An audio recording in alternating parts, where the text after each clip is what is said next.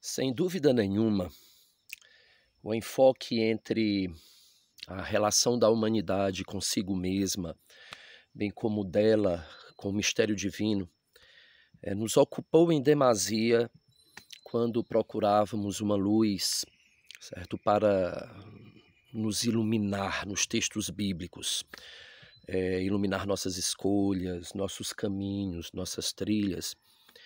Mas antes tarde do que nunca, termos aprendido de maneira urgente, mas ainda de uma forma muito lenta, a compreensão de que a humanidade faz parte de uma teia vital, certo? Com os demais seres vivos da Terra e também com o espaço físico que nos cerca, sabe?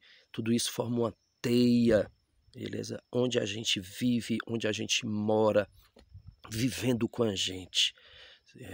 Essa vitalidade se desenvolve assim e isso é inegável.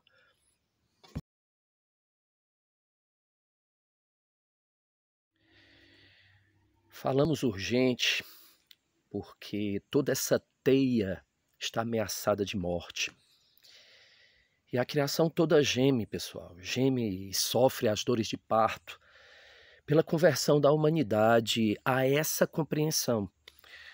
Sobre isso, passamos também a nos ocupar, a ver na Bíblia, certo, uma lâmpada para os nossos pés, sabe?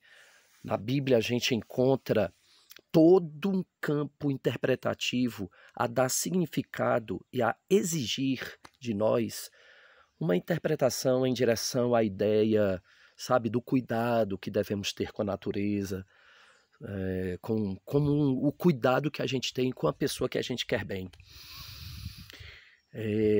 Quer bem ao ponto de não conseguirmos viver sem ela, sabe? E com isso, nossa salvação só tem sentido se nos salvarmos com ela. É isso que vai nos dizer, gente, o livro do Gênesis capítulo 6. Vejamos. De cada espécie de aves, de cada espécie de animais, de cada espécie de todos os répteis do solo, virá contigo um casal, para os conservares em vida. Gênesis capítulo 6, versículo 20.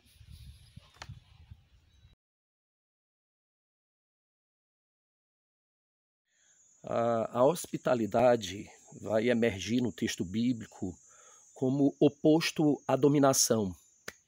Viver bem, conviver bem, da mesma forma como hospedamos a uma pessoa querida ou não abusando de quem nos hospeda, é o que podemos aferir dos textos bíblicos a respeito do ano jubilar, do ano sabático.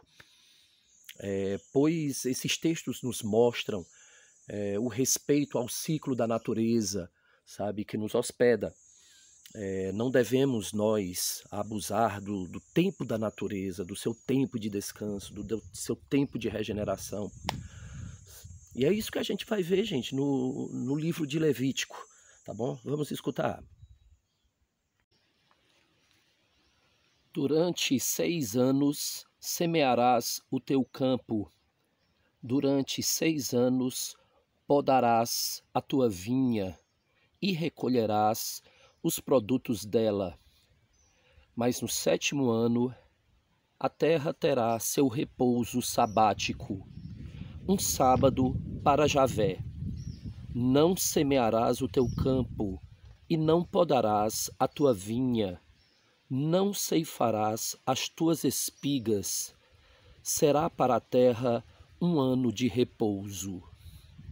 Levítico, capítulo 25, versículos 3 a 5.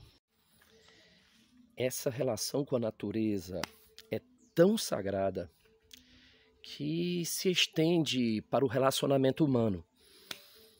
Torna-se até vontade do mistério divino o retorno dos empobrecidos, as empobrecidas, beleza? Dos endividados, das endividadas, para a sua terra de convívio familiar.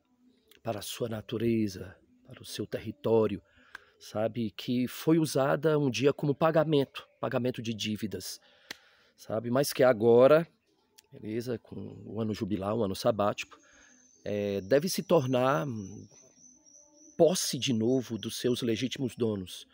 Agora deve retornar aos seus legítimos donos para poder se fazer justiça social, para que a teia social seja regenerada. E o Levítico continua tratando desse assunto. Vejamos mais uma vez.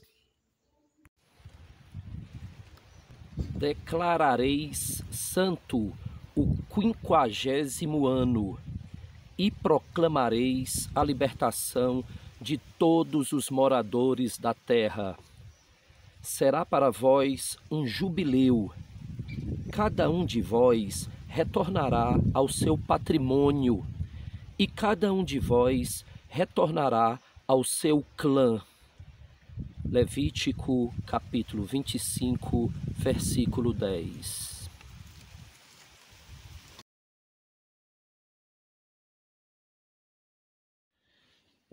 Um clímax para a busca desse sentido, dessa interpretação no Antigo Testamento, sem dúvida nenhuma, é o texto bíblico que nos coloca a natureza como sujeito e não como objeto da humanidade. Sujeito que a natureza que come com a gente, que vive a vida com a gente, brinca com a gente, certo? Em nenhum momento existe inimizade entre a natureza e a humanidade, nesse sentido, nessa utopia, sabe? E o texto bíblico aponta para isso, sabe? É o que a gente lê em Isaías, tá bom? Vamos escutar o texto. Então o lobo morará com o cordeiro, e o leopardo se deitará com o cabrito.